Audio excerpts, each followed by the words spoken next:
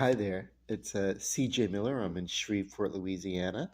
Uh, oh, there it is, right behind me. So anyway, yeah, I'm across the Red River from beautiful Bossier City, Louisiana.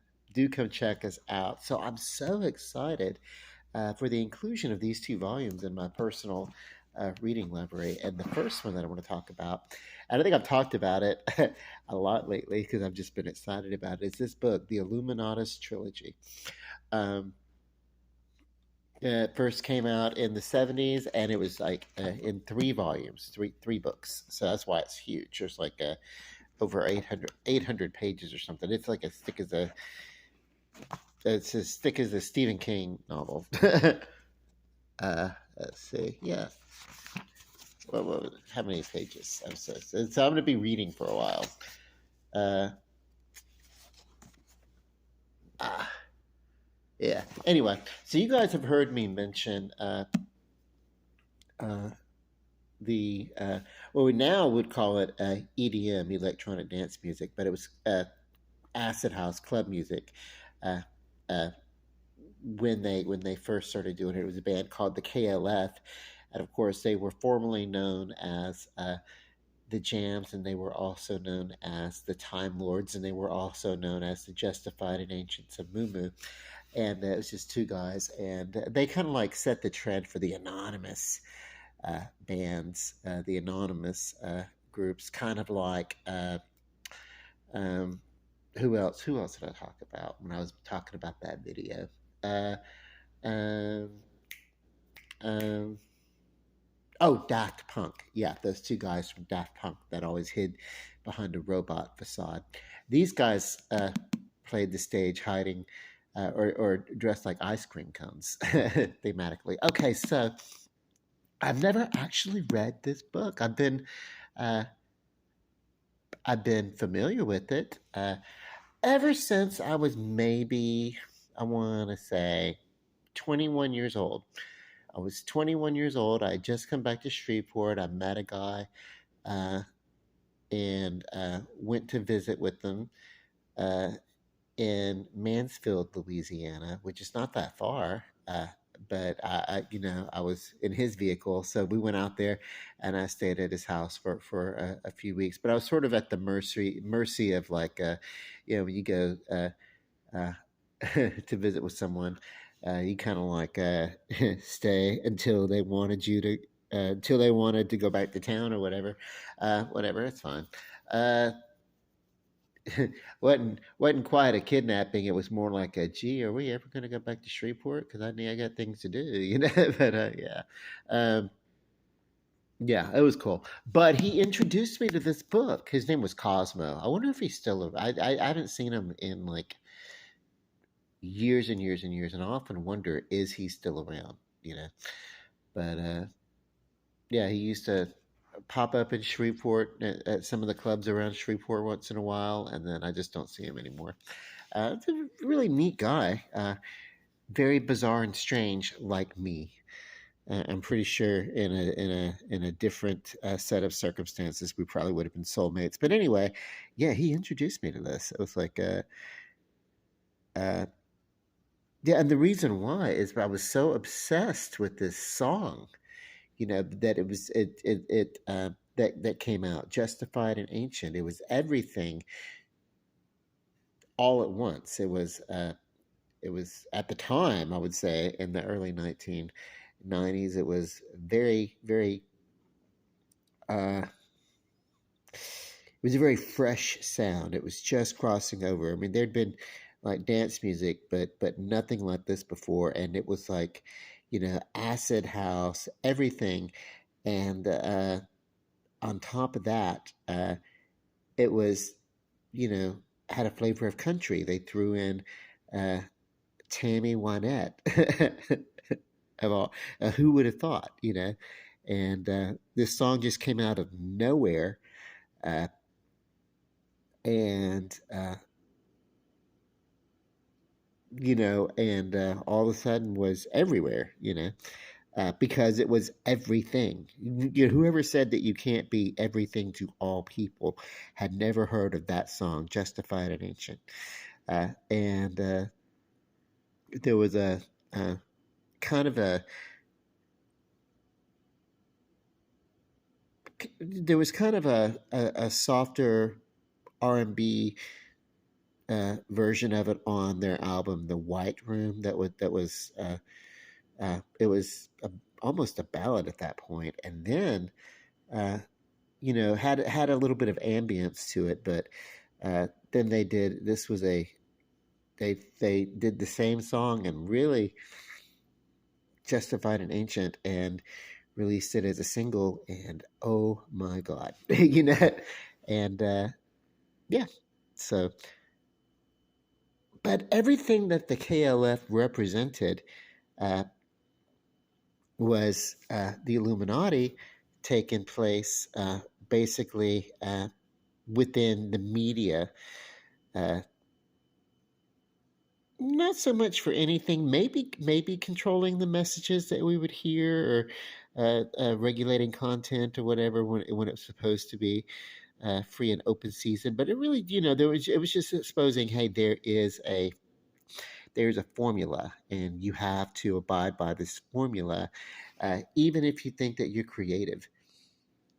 You have to fit within this certain formula if you really want to if you really want to get there. Now, for me, I think maybe that's just because it's a formula that's familiar in pop music, which is, and they wrote a manual on it. The KLF wrote a manual on it, uh, and which is basically a verse, a chorus, a verse, a chorus, a bridge to a third verse, and then a chorus. And there's some, minor variations on that formula, but that's it. And then to keep your song maybe like under like 3 minutes and 30 or 40 seconds or something like that, but and then you're almost guaranteed like radio play and this and that. But we don't really go by radio hits anymore in this world. So does that formula still apply? Because the way people listen to music today, especially people younger than me. I mean, I'm remembering uh, listening to my niece and her boyfriend at the time several years ago, and they were had these playlists in their songs, playlists in the phones and everything like that. And this was like, um, oh well, let's listen to this song, and they'd hear their favorite part of the song, and then they'd be like, oh yeah, and then they'd flip it and they'd hear another song which was their favorite part of the song, and then, do you know what I mean? So they didn't even listen to like uh, a 3 minute and 30-second song in its entirety, and it's like that's kind of the way people really listen to music, you know, uh, at home. It's like, oh well, we can flip it and tune it, and I have found myself doing that, getting to a point in the song that's like cool, cool, cool, and then I get reminded of another song, and then it's like, oh well, cool, I can just flip that over and stream that, and I can skip it, and I can program and everything. It's you know,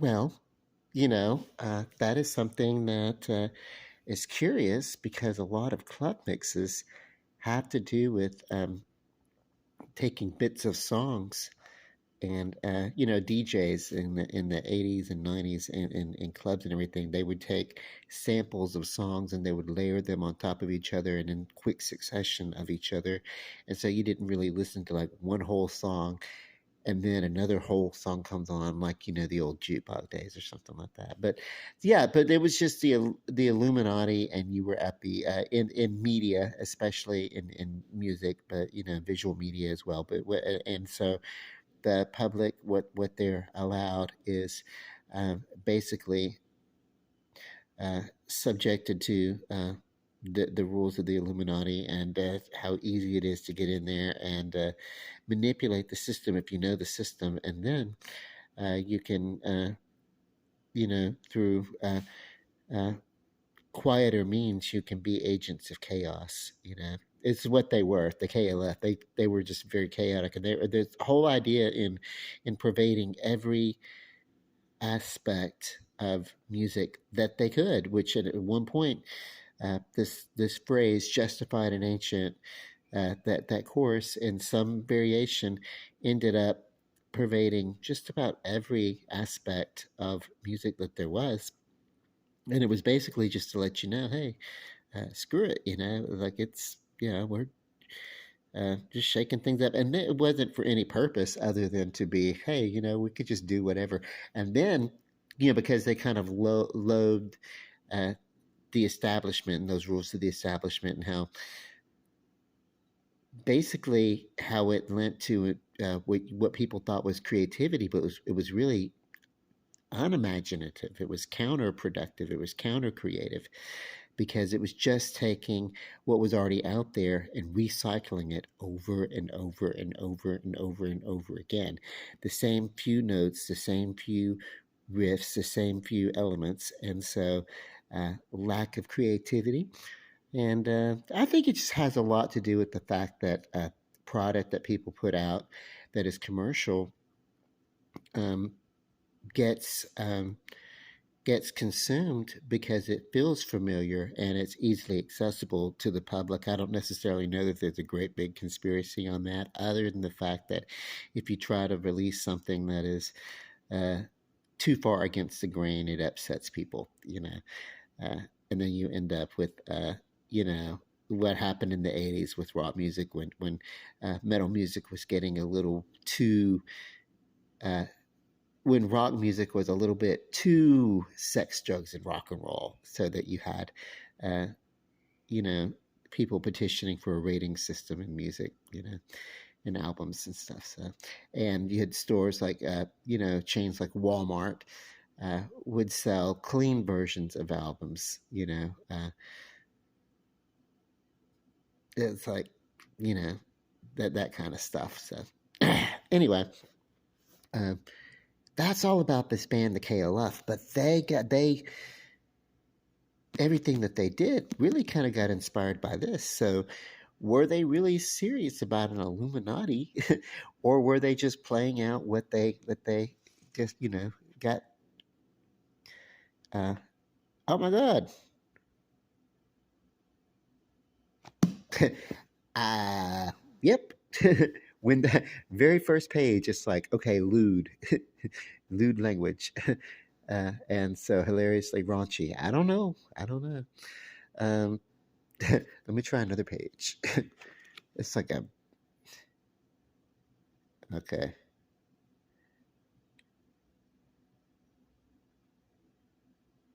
Okay, I don't see anything super lewd on this page. If I were like opening it to random pages and seeing random, uh, on every single page, seeing perversity, I would be like, okay, maybe I have bought a book that is like way beyond what I need to. I would have thought maybe I made a mistake when I open it to the first page, and there's like a you know reference to you know a garish term for female genitalia, and a description of a sexual act on the first page. It's like, oh my God, what did I buy? I don't necessarily think this is uh, pornographic, because I've flipped through a few pages and I'm not seeing anything. Uh, Here and there, there's a couple of things. So this is not childhood reading. Uh, it's a trip though. This book, or this collection of novels that they're printing in one volume, is basically, I would say, it's in the vein of maybe Slaughterhouse Five, Naked Lunch, that kind of thing, where things were just really just uh, they were just taking everything and throwing it out the window. you know. So there's three books in one: The Eye in the Pyramid, The Golden Apple, and Leviathan. So. Um, And I think the golden apple has to do with Greek mythology. The eye in the pyramid, apparently, is Egyptian, and has to do with our money and and then Leviathan, um, the monster of the sea. The sea, it's a uh, is here. I think biblically Leviathan uh, was a creature. He was a a land dwelling creature. I don't know. At least at one point, that biblically, a biblical character like threw tar down the throat of Leviathan and it choked him out or whatever. So anyway, I want to pause this video. No, I'm not. I'm just going to move this over. I want to talk about my other book that came in. Very excited. Okay, so, haha. These are three classics. Now, I've actually never read Dr. Jekyll and Mr. Hyde. I've seen various versions of it in TV. And I ordered these. So I don't know what that is. I hope that's not some. I hope it's just a. Oh, maybe it's part of the printing. Okay, I thought maybe that was like a stain on the book or something. No, it's actually part of the printing. That's cool. I feel better about that. I don't want to order a book and then like have someone's like food and DNA crusted on it or something like that, even if it is a secondhand book. So I've read Frankenstein and I've read Dracula, but it's been a while. Actually, a few years ago, I was reading Dracula and then uh, got sidetracked and never actually read it through completion. But I have read it before through completion. But yeah, no. What I love about classic literature, especially classic Gothic literature, is that this is the vein that I uh, love the most and appreciate the most, and I find it some of the most creative. But I also feel that the more a person invests in reading, consuming the classic literature, be it Gothic or even just some of the greater uh, some of the great epic poetries, the Iliad, Homer. Even for me, some of my favorite was Dante's Inferno. The uh, um, the um, just Shakespeare. Which I, as a thespian, as an actor, I've certainly gotten my fair share of Shakespeare up to my eyeballs. I feel that the person who consumes those those writings and reads them and takes them in, I feel like it makes him that much better of a writer than he would be without having exposed himself to various different styles. And I'm gonna throw in Stephen King with that. I really got this particularly because I wanted to know what Stephen King had to say. Uh, Obviously, he has written um, Salem's Lot, and then in his volume of short stories, um, Jerusalem's Lot, uh, which is about the same town as Salem's Lot. I think Jerusalem's Lot, though, was about the um, founding of the town by witches, whereas Salem's Lot is about the infestation of uh, vampiric activity, to say the least. Uh, but it's written in journalistic epistle stylings, and so which is what he wanted. He wanted to do that style, and he said, "Hey, I wanted to try this style," although he actually had done it previously in Carrie.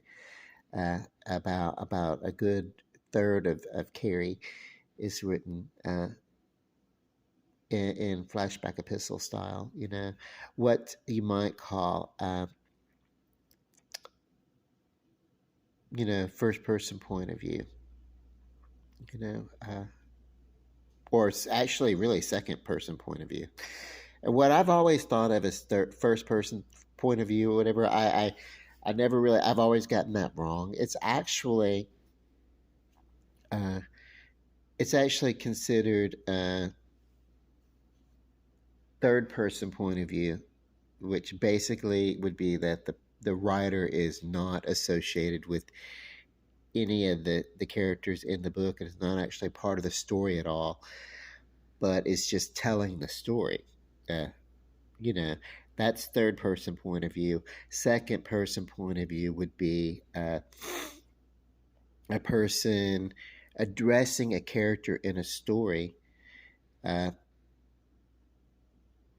and actually even deeper than that, it would be addressing the reader as if the reader were a person, were a part of the story, as if the reader were the character that the that is that the narrator is a character within the story, but he is recounting this story to the reader as if the reader is a character in a story. You uh, were there, and you walked with me as we walked up the stairs, and we heard our footfalls echo through the metallic, narrow corridors of the rising building. Walking, whatever, or, uh, you know, I could, I'm you're the reader, and I'm the character, and I'm dictating. Hey, uh, your heart uh, really seemed to have skipped a beat by the look I can see on your face. You were just as shocked as I was to see the scene before us. That kind of thing. That's second that second person perspective, second person narrative, and then the first person would be a person actually speaking to another person who actually is in the story, not the reader, but not the but just kind of like telling the story. I did this. I did that. I was walking, and I, freaked out when I saw the sight before me, and I could hear my footfalls on the metal stairs and in the stairwell echo up and down the narrow staircases in this tall building. Or what, you know what I mean? Like, um, so it's from my point of view. That's first person is from my point of view. Second person is from your point of view. Third person is really, it's we don't know. And then in that third person could be omniscient, where the narrator kind of knows everything and the thoughts and everything that's going on in everywhere. Then there's a third person limited, where the person knows everything about a particular character, what's going on within that character in his mind and what he's thinking, but not necessarily what other characters in the book are thinking, and the motives of the other characters within the book. So there's a little bit of a mystery to it. And then there is something called a fourth person point of view, which was it's closely related to second point of view. Um, Whereas if I'm talking to you as the reader, look at what you're doing as you walk through, and you know you see this and you freak out and you're like, oh my god, as you walk through. That's suspenseful, but if we're doing it together, then it's like, as we are walking up these stairs, we are hearing our footfalls, we are, you know what I mean. So it's very easy for me to get these things mixed up in my mind. But the more I read, the more clearer the lines become.